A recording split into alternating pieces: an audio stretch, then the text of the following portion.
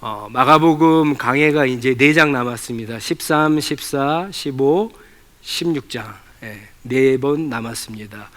1월인가 2월부터 시작된 마가복음이 이제 다 끝났는데요. 오늘과 다음 주에 13장 말씀을 다루고 그리고 14장부터 16장까지는 예수 그리스도의 십자가 죽음과 부활에 대한 내용이거든요. 그래서 내년도 고난 주간과 부활절에 그 본문을 가지고 하나님 말씀을 나누도록 하겠습니다. 우리가 읽은 이 마가복음 13장은 신약 성경에서 성경 전체에서 가장 어려운 본문 가운데 하나입니다. 여러분들이 성경을 읽으면서 이게 무슨 말이지? 이해하기 어렵고 해석하기 어렵고 적용하기는 더더욱 어려운 본문들이 여러분 뭐가 생각나세요? 신약 성경 같은 경우에 뭐가 제일 어렵죠? 계시록이 어려울 거예요. 그렇죠? 그리고 구약으로 가면은 이제 연초가 되면 또 여러분들이 창세기부터 성경을 읽겠지만 쭉 읽어가다가 레위기나 민수기도 어렵지만 뭐가 어렵습니까? 예언서가 어렵죠. 특히 다니엘서나 스가랴서 같은 것들이 이해하기가 어렵습니다. 왜 어렵냐면은 흔히 얘기하는 예언, 더 정확하게 이야기하면 묵시에 관한 것이기 때문에 그렇습니다. 이 세상의 종말, 그리고 그 종말의 가장 핵심적인 주제라고 할 수 있는 예수님이 다시 오시는 일에 대한 내용이기 때문에 어렵습니다. 예수님이 다시 오시는 것, 재림이라고 그러죠. 영어로는 The Second Coming이라고 하는데 이 부분이 좀 이게 뭐지? 그리고 좀 이해하기가 사실은 어렵기 때문에 이 본문을 갖다가 읽기가 어렵습니다. 어렵기 때문에 그냥 패스하고 싶은 생각도 들지만 사실은 재림에 관한 부분이기 때문에 절대로 패스할 수가 없습니다. 이 재림은 우리 기독교 신앙에 있어서 가장 중요한 한 부분이기 때문에 그렇습니다. 우리가 믿음, 그랬을 때 그 믿음이 예수님에 관한 거잖아요. 그 예수님에 관한 것 중에 4가지가 가장 핵심적인 겁니다. 물론 더 핵심은 십자가 죽음과 부활이지만 그 옆에 2가지를 또 빼놓을 수가 없어요. 앞에는 뭐가 있을까요? 성육신. 이제 크리스마스가 다가오고 있죠. 예수님이 첫 번째 오신 거, The First Coming을 크리스마스라고 그러죠. 성육신 사건이에요. 이게 굉장히 중요한 겁니다. 예수님이 인간이면은 우리의 신앙은 다 무너집니다. 그러나 그분이 우리를 위해서 이 땅에 오셔서 십자가에서 죽으신 그분이 마가복음에서 누구라 그랬죠?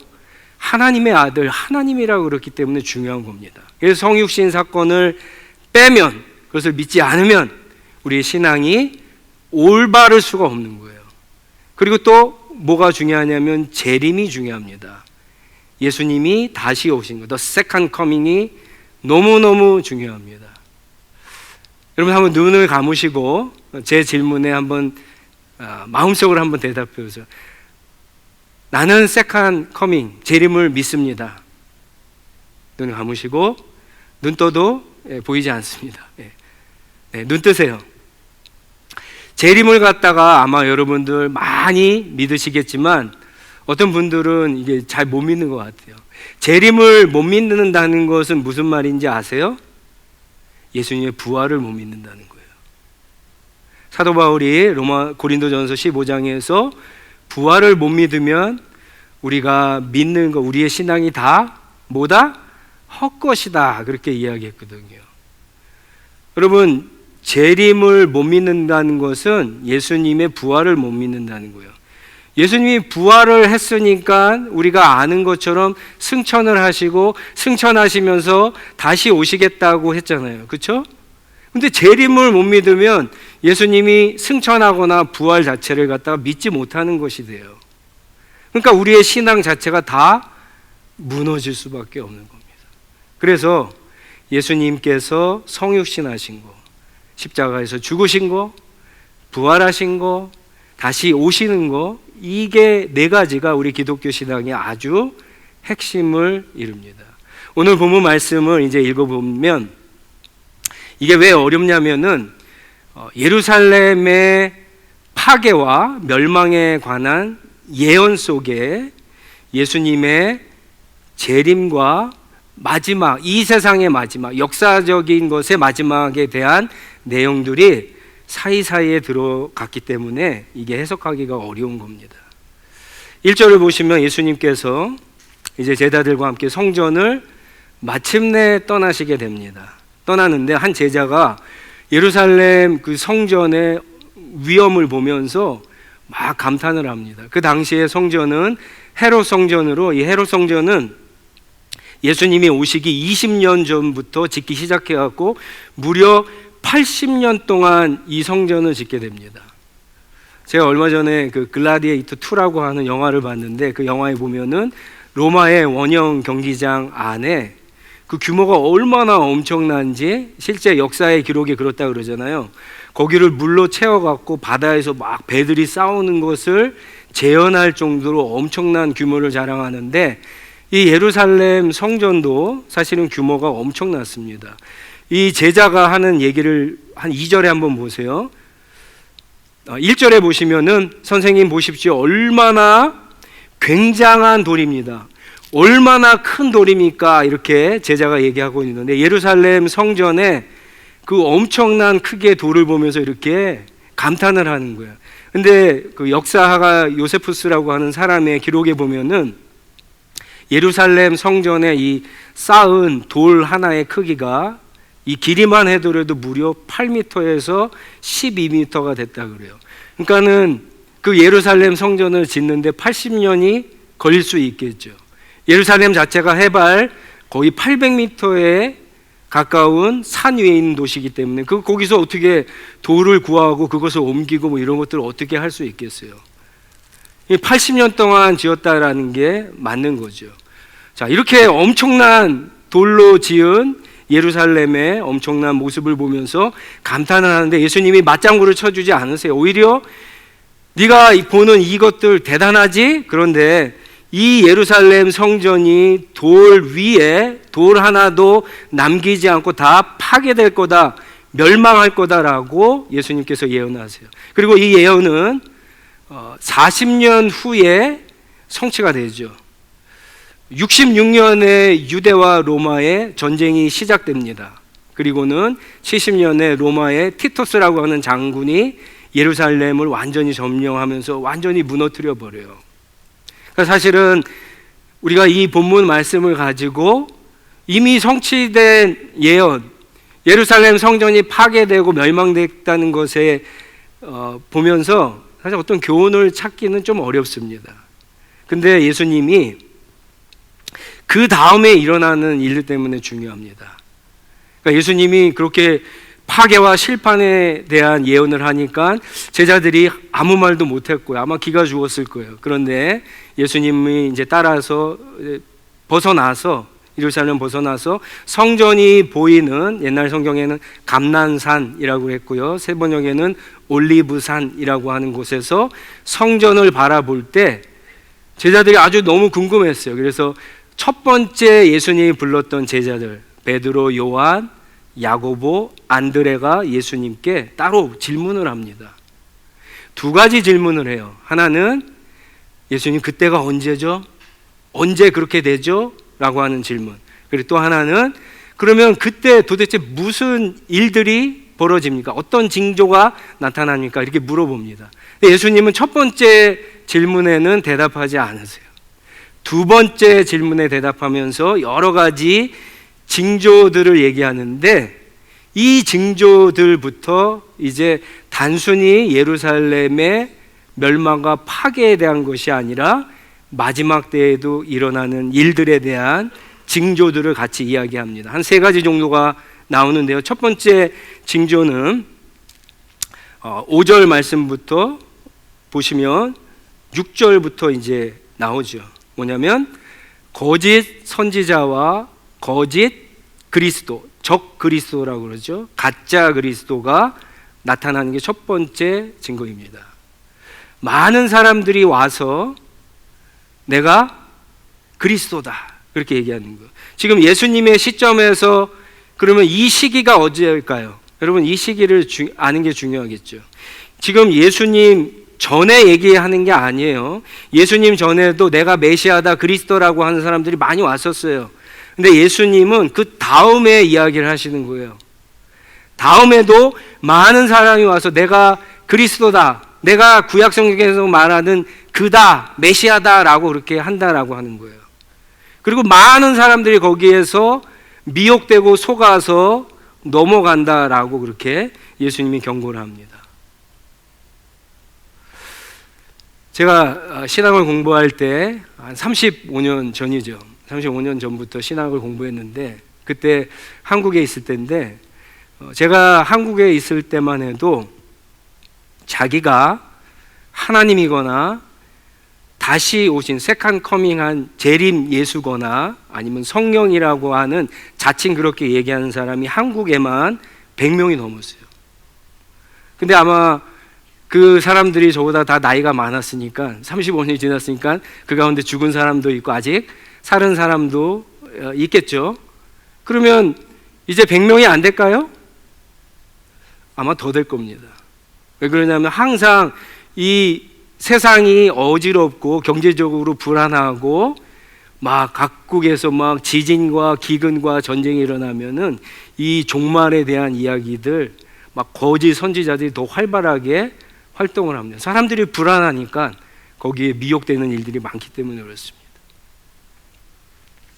왜 사람들이 그럴까도 궁금하지만 사실은 아마 저와 여러분들이 다 똑같을 거예요. 저는 더 궁금한 게 아니 어떻게 서울대까지 나온 사람이, 물론 요즘에 서울대 나온 사람이 한국을 시끄럽기도 하지만 서울대가 아니라 뭐 그 이상 박사가 뭐 몇 개라고 하더라도 왜 사람들이 그런 일에 속아서 넘어갈까라고 하는 거예요. 궁금하지 않으세요, 여러분? 왜 그럴까요?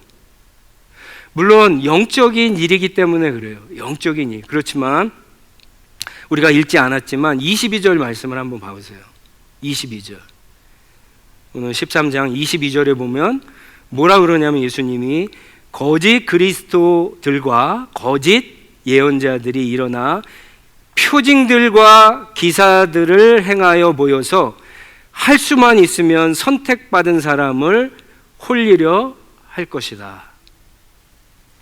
그들에게 뭐가 있다고요? 거짓 그리스도인과 거짓 선지자들에게 뭐가 있다고요? 영적인 능력이 있다는 거예요. 그래서 막 뭔가를 눈에 보여줘요. 기적을 막 어느 정도는 행한다라고 하는 거예요. 그래서 많은 사람들이 속아 넘어간다는 거예요.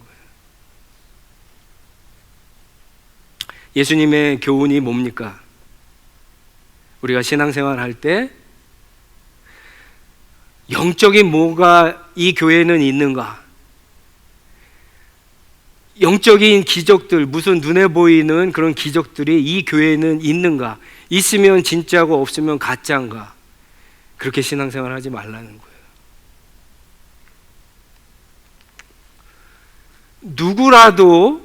누구라도 사람들이 미혹할 수 있다라고 이야기합니다. 오늘 말씀해 보시면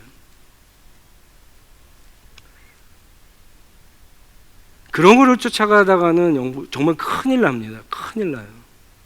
물론 우리는 우리의 삶이 어렵고 힘들기 때문에 뭔가 하나님의 위대한 능력과 역사가 나타나면 그게 진짜라고 막 생각하고 그런 것을 기대하고 신앙생활 할 때가 있습니다.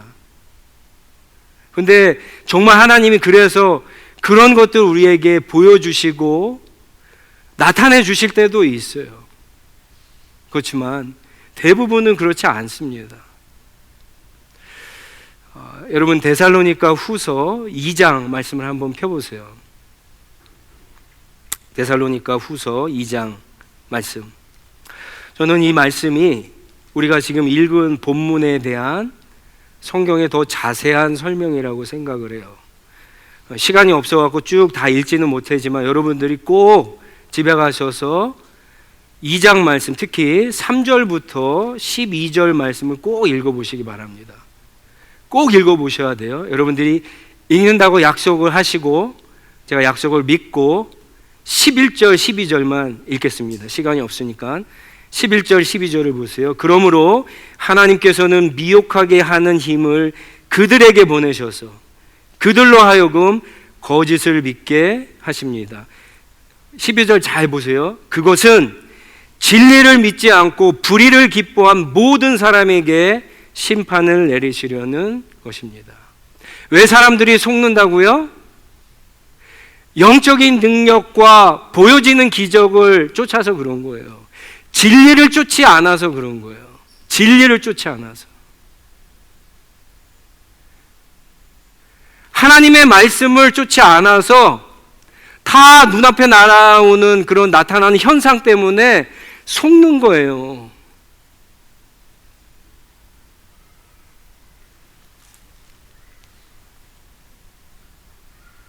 진리의 말씀이 우리 안에 있고 진리의 말씀으로 우리의 믿음이 딱 뿌리를 박혀서 있어야지 우리는 올바로 신앙생활을 할 수 있어요. 여러분, 진리의 말씀이 뭐예요? 말씀 자체가 진리라고 하는 거잖아요. 그게 뭐예요? 우리를 옳은 길로 인도한다라고 하는 뜻이죠. 진리의 말씀을 붙잡고 따라가면 진리의 길로, 옳은 길로 간다라고 하는, 그걸 놓치면은 엉뚱한 길로 가는 거예요. 말씀 자체가 생명이라고 하는 것, 생명의 말씀이라고 하는 것은 그걸 붙잡고 가면은 생명의 길로 간다라고 하는 뜻이에요. 그걸 놓치면은 쭉 따라가다 보면 갈 때는 좋겠죠. 넓은 길 갔죠. 거기엔 생명이 없는 거예요. 두 번째 징조는요, 그 다음에 나옵니다. 전쟁의 소문, 전쟁, 그리고 나라 간의 어떤 충돌들, 지진, 기근 일어납니다. 예수님이 이 예언을 하신 후로 2000년 동안 뭐 없는 적이 없었죠. 오히려 어떤 강도는 더 심해질 수 있을지 모르겠습니다. 사실은 전쟁은 옛날에가 훨씬 더 많이 사람이 죽었습니다. 전쟁의 잔인함과 어떤 비참함은 옛날에 더 끔찍했습니다. 요즘이야 사실은 뭐 아시는 분은 아시겠지만 총에 맞아 죽는 사람은 없어요. 다 미사일이랑 대포에 맞아 죽는 거예요. 그래서 더 강력한, 한 방에 끝내려고 더 강력한 무기들을 만들어내는 거고 핵무기가 그래서 나오게 된 겁니다. 근데 예수님께서 여기에 대한 이야기도 뭐라고 그러냐면 놀라지 말고 두려워 말라 이렇게 격려를 하시죠. 왜냐? 이게 마지막이 아니라 오히려 재난의 시작이다라고 그렇게 이야기합니다. 그리고 마지막 또 한 가지는 복음이 전파될 것이고 복음이 전파될 때 핍박과 박해가 일어나는데 이제 12절 말씀에 보면 가정에서조차 그런 갈등, 그런 핍박과 박해가 일어난다. 이게 또 하나의 징조라고 이야기합니다. 9절 말씀부터 그게 시작되는데 여러분 9절 말씀을 보시면 예수님이 사실은 사람들이 너희를 법정에 넘겨줄 거고 너희가 회당에서 매를 맞을 거고 너희가 나 때문에 총독들과 임금들 앞에 서서 증언할 것이다 그랬는데 사실 이거는 예수님이 이제 며칠 후에 당한 일들이거든요. 그렇죠? 예수님이 빌라도의 법정에 섰고 산헤드린 공의에 섰고 매를 맞았고 이제 고문을 당하고 그러면서도 예수님이 내가 그다 그렇게 얘기하시고 죽으시잖아요. 근데 예수님이 이 얘기를 왜 하시냐면은 자기가 당한 일이기도 하지만 나를 믿는 너희들이, 나를 따라오는 너희들이 똑같이 그렇게 당할 것이다 라고 하는 것을 미리 얘기해 주는 거예요. 이 종말에 대한 얘기들이 이제 점점 나오기 시작하는 겁니다. 근데 예수님께서는 뭐라 그러시냐면은 핍박과 박해를 피하라, 피하지 말라. 피하라는 말 안 하세요. 세상이 너희를 미워할 것이다. 그래도 미움을 당하라고 얘기하시는 거예요. 당황하거나 놀라지 말라고 그렇게 이야기하십니다. 오히려 10절 말씀에 보면은 복음을 먼저 복음을 모든 민족에게 전하라고 그렇게 이야기하시죠. 여기 모든 민족이라고 하는 말은 이제 오늘날 우리 선교학에서는 종족이라고 이야기합니다. 종족. 민족 안에도 이렇게 각 부족이 있듯이, 예를 들어서 저는 이제 제주도에 가본 적이 없지만 제주도의 방언을 이 내륙에 있는 사람들이 못 알아듣는다고 그러잖아요. 언어가 다른 거예요. 이 종족 간에는 언어가 다릅니다. 우리가 가는 태국도, 우리가 선교하는 이산 지역도 언어가 달라요. 그래서 잘 못 알아들어요. 이 태국 표준어 쓰는 사람, 태국 방콕에서 이야기하는 사람 잘 못 알아듣습니다. 근데 이게 꼭 그런 개념도 아니에요. 이걸 좀 오늘날 우리에게 적용해 보면 이 모든 민족은 또 뭐가 될까요? 이거는 물리적으로나 마음적으로나 영적으로 멀리에 있는 사람이든지 가까이에 있는 사람이든지가 됩니다. 멀리에 있어도 복음을 전하고 가까이에 있어도 복음을 전하라고 하시는 말씀이에요. 제일 가까운 사람이 누굴까요? 사랑하는 가족이죠. 가족들. 근데 가족들 전도하기가 어렵잖아요. 이 말씀을 이렇게도 한번 생각해 볼 수 있을 것 같아요. 주님께서 우리에게 멀리 있는 사람들에게도 전하지만 내 주변에 있는 가까운 사람에게도 복음을 전하라고 하는데, 우리는 이제까지 우리 가족, 사랑하는 가족들과 갈등이 일어나고 복음을 전해서 갈등을 갖고 서로 안 좋은 불편한 관계가 되고 심지어 핍박을 받을까 봐 열심히 기도만 하고 있지는 않은가? 한번 이렇게 질문해 볼 수 있겠죠. 물론 이건 쉬운 얘기가 아닙니다. 그래서 우리가 기도도 열심히 하지만 여러분, 로마서 10장에 있는 말씀처럼 전하지 않으면 어떻게 듣겠어요? 복음을 전하는 사람이 있어야지 듣고 예수를 믿는 일들이 일어나겠죠. 그게 우리 가정 안에서는 저와 여러분들이 되시기를 주님의 이름으로 축원합니다. 더 우리가 기도하면서 지혜도 구하고 때가 왔을 때 그 사람만이 아니라 나도 믿음의 준비가 되어서 이런 불편한 관계, 갈등 이런 거라도 내가 정말 하나님의 성령을 신뢰하고 복음을 전하겠다, 그렇게 여러분 마음 먹고 지혜롭게 복음을 전하실 수 있기 바랍니다. 그렇다고 계속해서 복음을 전해갖고 싸우지 마시고 그렇게 하시기 바랍니다. 13절에 보시면 예수님은 마지막으로 이런 얘기를 하시죠. 내 이름 때문에, 예수 때문에, 복음 때문에 모든 사람에게 미움을 가질 것이지만 끝까지 견디는 사람은 구원을 얻을 것이다. 이렇게 저와 여러분들을 격려하고 있습니다.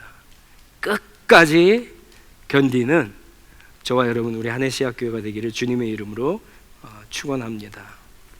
자, 예수님께서 그럼 왜 이 말씀을 지금 하셨을까?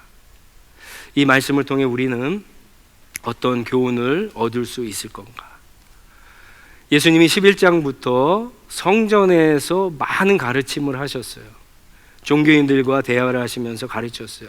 그런데 13장 1절에 보시면 이제 성전을 떠납니다. 성전을 떠나셨어요. 여러분, 이 떠났다라고 하는 이 말에 주목을 하셔야 돼요. 떠나셨어요. 다시 돌아오십니까? 안 돌아오세요. 부활해도 안 돌아오세요. 떠났다라고 하는 것은 사람이 만든 그 성전이 이제는 기능을 할 수 없다는 거예요. 예수님이 복음서에서 그런 얘기를 하신 적이 있어요. 너희가 이 엄청난 성전을 한번 다 무너뜨려 봐라. 내가 사흘 만에 이 성전을 다시 세울 것이다 라고 그렇게 얘기하셨죠. 그건 예수의 십자가의 죽음과 부활을 얘기하시는 거예요. 내가 십자가의 죽음과 부활을 통해서 이제는 사람이 지은 그 성전에 가야지만 예배를 드리고 하나님이 기뻐하시는 것이 아니라 하나님이 영원히 떠나지 않는 그 성전을 우리 속에 짓겠다라고 하시는 말씀이에요. 이 말을 다른 말로 하면 내가 하나님의 나라를 만들겠다라고 하는 말이에요. 여러분, 역사 속에서 어떤 한 나라가 세워지는 것에 얼마나 시간이 걸릴까요? 굉장히 오랜 시간이 걸리겠죠. 뭐 어느 아침에 뚝딱해서 만들어지는 게 나라가 아니에요. 한 나라가 만들어지기까지는 굉장히 많은 시간 동안에 투쟁이 있어야 되고 많은 사람의 피와 땀과 눈물이 들어갔을 때 결국은 그 나라가 역사 속에 딱 세워지는 거예요. 여러분, 하나님의 나라가 그렇게 세워진다고 했을 때 지금 예수님이 말씀하시는 이 핍박과 고난의 이 과정은 그 나라에 참여하는 것과 같은 겁니다. 누구나 그 나라의 백성이 될 수는 있어요. 누구나 그 나라에 들어갈 수는 있어요. 그렇지만 그 나라의 어떤 포션을 얻는 것은 예수님이 말씀하신 것처럼 주님을 따라가면서 그 나라를 세우기 위해서 적극적으로 투쟁하는 것을 이야기합니다. 투쟁한다는 것은 믿음으로 살아가는 것을 말하는 거예요. 우리의 삶이 그런 삶이 돼야 돼요. 어떻게 그런 삶을 우리가 살아갈 수 있을까? 두 가지를 말씀드리겠습니다. 첫 번째는요, 하나님이 모든 것들을 컨트롤하고 있다는 사실을 잊지 마세요. 내가 어떤 상황과 환경에 있든지 앞으로 역사가 어떻게 벌어졌든가 다 하나님의 손 안에 있음을 여러분 잊지 않으시면 돼요. 한번 이렇게 생각해 볼까요? 제가 학교 선생님이고 여러분들이 학생들이에요. 그러면 어느 게 더 불안한가 한번 골라보세요. 제가 여러분에게 시험 문제를 가르쳐줘요. 그러나 시험을 언제 볼지는 안 가르쳐주는 것과 시험을 언제 볼지는 가르쳐주는데 문제를 안 가르쳐주는 것, 여러분 어느 게 더 불안하세요? 후자가 더 불안하죠. 날짜 알면 뭐예요? 무슨 문제가 나오는지 모르면 불안하잖아요. 예수님이 마지막 때 종말에 대해서, 재림에 대해서 때를 가르쳐 주지 않고 이런 말씀을 하시는 건 이런 거랑 같은 거예요. 그럼 우리는 어떻게 합니까? 문제를 알았으니까 풀어야죠. 잘 풀어갖고 준비를 해야죠. 선생님이 언제 시험 본다고 얘기하면은 답을 쓸 수 있게 준비해야 되는 거죠. 이게 첫 번째 교훈입니다. 두 번째는 하나님의 말씀을 붙잡는 거예요. 아까도 말씀드렸지만 여러분, 이 하나님의 말씀을 붙잡고 있어야지만 흔들리지 않고 딱 서 있을 수 있는 겁니다. 아쉽게도 많은 사람들이 이 말씀을 너무 가볍게 생각해요. 너무 소홀히 생각해요. 그냥 주일에 한 번 들으면 괜찮다라고 생각을 합니다. 주일에 듣고 이 말씀대로 살면은 그래도 다행인데 그렇게 하지도 못하잖아요, 우리는. 그럼 반복적으로 계속해서 하나님의 말씀을 들어야죠. 하나님의 말씀이 진짜 내 인생에 이렇게 깊이 뿌리가 박힐 수 있도록 해야죠. 내가 때로는 막 다른 생각하고 헛생각할 때 하나님의 말씀이 성령께서 말씀으로 딱 치여갖고 정신 차리게 그렇게 할 수 있을 정도로 내 말씀이 이 안에 들어있어야죠. 우리가 생명의 길로 가고 의의 길로 그렇게 갈 수가 있죠. 그렇지 않으면 여러분 뭐 하버드 박사 뭐 이런 사람이 아니라 어린 아이의 이야기에도 여러분 속아 넘어갈 수 있는 거예요. 영적인 현상들이 다 그렇습니다. 하나님의 말씀으로 이렇게 딱 서 있을 수 있어야 됩니다. 예수님께서 이 예언을 하신 후에 여러분 2000년이 지났습니다. 종말이 가까웠을까요? 예수님의 재림이 더 가까웠을까요? 아닐까요? 다 가까웠죠. 2000년이 지났으니까. 언제인지는 모르지만 더 가까운 건 분명한 사실이에요. 근데 아직도 그때를 알고 싶어하는 사람들이 있어요. 징조를 알고 싶어하는 사람, 징조는 벌써 다 얘기했고요. 그때는 예수님도 모른다 그러셨어요. 아버지만 안다 그랬어요. 그럼 우리가 집중해야 될 것은 뭘까요? 내가 하나님의 말씀을 붙잡고 주님이 말씀하신 것처럼 복음을 지금 전파하고 있는가? 하나님이 우리를 불러주신 부르심의 자리에서 충성되게 있는가? 그리고 오늘 말씀해 보면은 정말 예수님을 믿는 사람들, 예수님을 따라가는 사람들 교회는 세상이 미워하고 갈등하고 심지어 가족 안에서도 갈등하고 불편하고 그리고 더 나아가서는 핍박과 박해가 있는데 여러분 우리가 그냥 살아도 힘들잖아요. 어렵잖아요. 근데 그 어려움과 힘듦과 위기와 고난 가운데 주님 때문에 하는 포션이 얼마나라고 하는 거예요. 그게 우리 가운데 있느냐라고 하는 거죠. 그게 점점 많아지고 있느냐라고 하는 겁니다. 그게 있어야지 여러분 문제를 풀고 시험이 언제 보든지 준비가 되어 있는 사람입니다. 그런 사람이 속지 않고 끝까지 견딜 수 있는 사람입니다.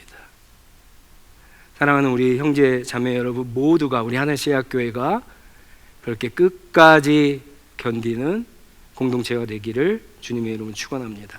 같이 기도하겠습니다. 다 일어나셔서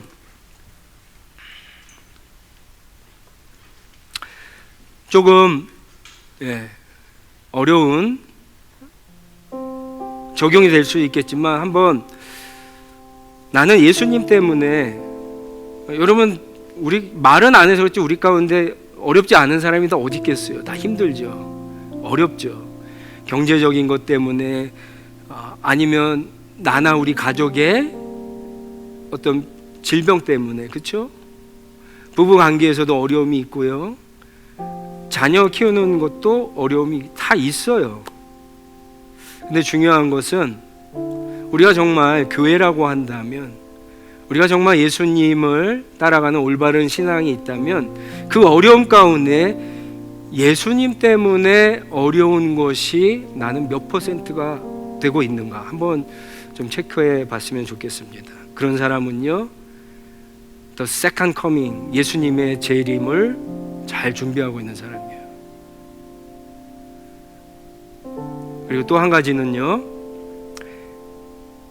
First coming이 중요합니다. 이제 얼마 있으면 성탄절이 있는데 First coming 예수님이 첫 번째 오셨을 때 예수님을 만나지 못하면 여러분 중요합니다. Second coming의 예수님은 만날 수가 없어요. 오늘 이 말씀은 선택을 받은 사람들에게 주시는 거예요. 예수님을 첫 번째 오신 예수님을 만나지 못하면 두 번째 예수님도 오셔도 만나지 못합니다. 두 번째 예수님을 기다리는 게 문제가 아니라 첫 번째 오심을 예수님을 만나지 못한 분들이 있다면 그 예수님을 만날 수 있도록 우리 한번 은혜를 구하고 또 주변에 그런 분들이 있다면 그분들을 위해서 한번 기도하며 나가도록 하겠습니다. 기도하겠습니다.